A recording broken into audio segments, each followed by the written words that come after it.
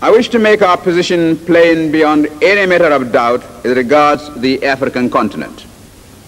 We in Nigeria appreciate the advantages which the size of our country and of its population give us, but we have absolutely no aggressive intentions.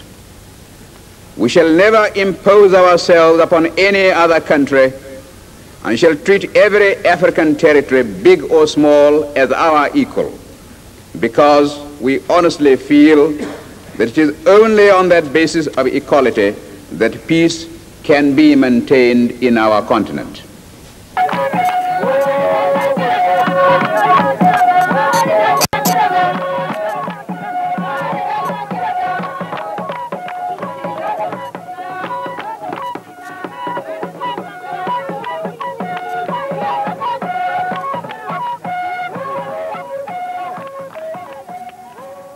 Built during the Obasanjo administration in 1979, the tomb, by its architectural design, is a monument which reflects Nigerian history in total.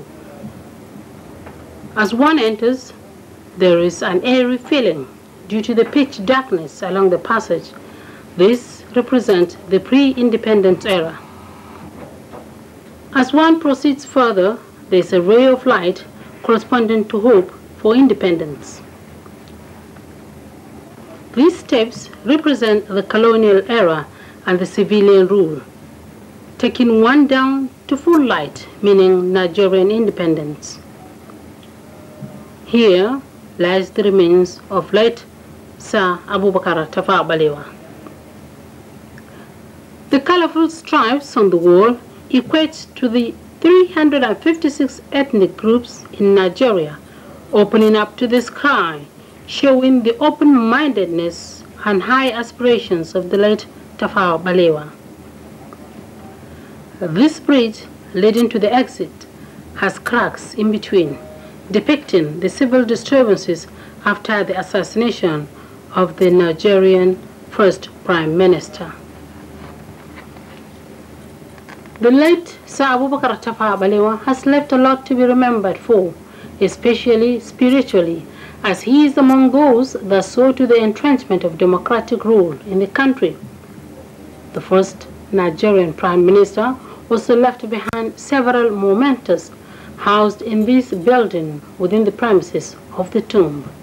Wrist watches, a black and white TV set given to him by Queen Elizabeth I as an award in London in the year 1945, a bottle of crude oil discovered in 1957 when he was the Minister of Works, a radio, a sword that he received from Sardona of Sokoto, Sir Ahmadu Bello, a personal knife, caps, personal memoirs, and pictures.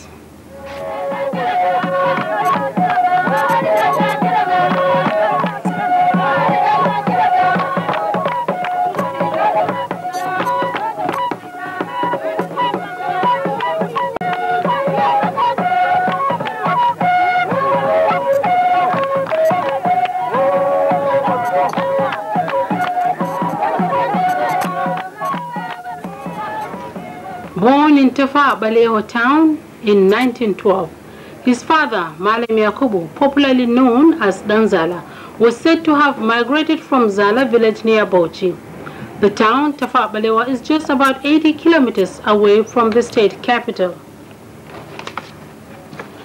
Purji, as the locals call it, or Tafara Balere in Fulfulde language, meaning the Black Rock, is where the name Tafawa Balewa was derived from, and from atop one can see the beautiful setting of the town Tafawa Balewa. Also by this Black Rock is a river, a tributary of River Gongola, where the late Sir Abubakar Tafawa Balewa spends his leisure time. The ruins of his ancestral home still exist in Tafawa Balewa town, with the trees he planted still standing tall and aiming higher towards the sky. This premises in the heart of Tafawa Balewa used to house the Prime Minister's elementary school.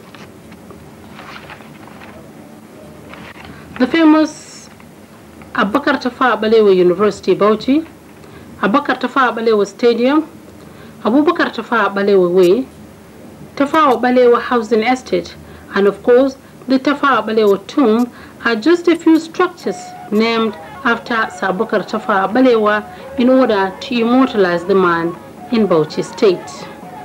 When we hear the world crying out for peace, we may receive the inspiration to deal with these intractable problems and be able really to devote all our resources to the advancement of mankind by applying those eternal truths which will inevitably persist long after we ourselves are utterly forgotten.